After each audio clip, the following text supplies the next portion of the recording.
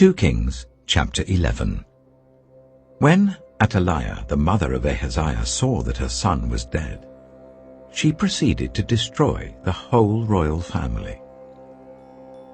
But Jehosheba, the daughter of King Jehoram and sister of Ahaziah, took Joash son of Ahaziah and stole him away from among the royal princes who were about to be murdered. She put him and his nurse in a bedroom to hide him from Athaliah, so he was not killed. He remained hidden with his nurse at the temple of the Lord for 6 years, while Athaliah ruled the land.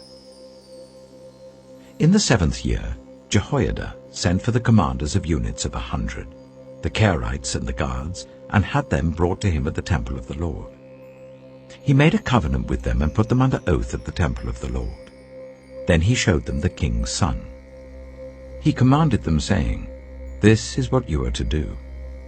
You, who are in the 3 companies that are going on duty on the Sabbath, a third of you guarding the royal palace, a third at the Shur gate, and a third at the gate behind the guard, who take turns guarding the temple, and you who are in the other 2 companies that normally go off Sabbath duty, are all to guard the temple for the king.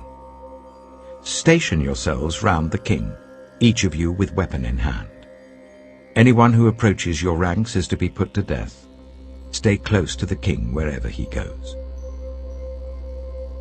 The commanders of units of 100 did just as Jehoiada the priest ordered. Each one took his men, those who were going on duty on the Sabbath, and those who were going off duty, and came to Jehoiada the priest. Then he gave the commanders the spears and shields that had belonged to King David, and that were in the temple of the Lord.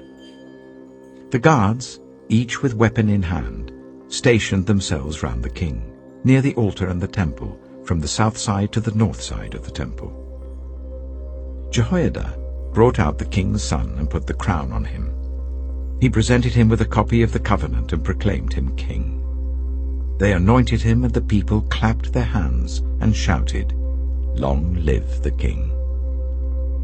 When Athaliah heard the noise made by the guards and the people, she went to the people at the temple of the Lord. She looked, and there was the king, standing by the pillar, as the custom was. The officers and the trumpeters were beside the king, and all the people of the land were rejoicing and blowing trumpets. Then Athaliah tore her robes and called out, "Treason! Treason!"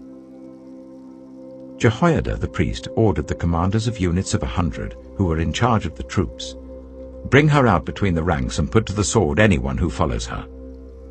For the priest had said, "She must not be put to death in the temple of the Lord." So they seized her as she reached the place where the horses enter the palace grounds, and there she was put to death.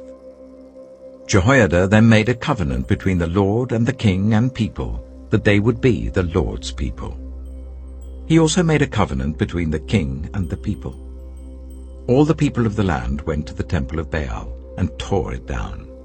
They smashed the altars and idols to pieces, and killed Mathan, the priest of Baal, in front of the altars.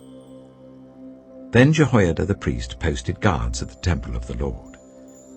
He took with him the commanders of hundreds, the Kerites, the guards, and all the people of the land, and together they brought the king down from the temple of the Lord, and went into the palace, entering by way of the gate of the guards. The king then took his place on the royal throne. All the people of the land rejoiced, and the city was calm, because Athaliah had been slain with the sword at the palace.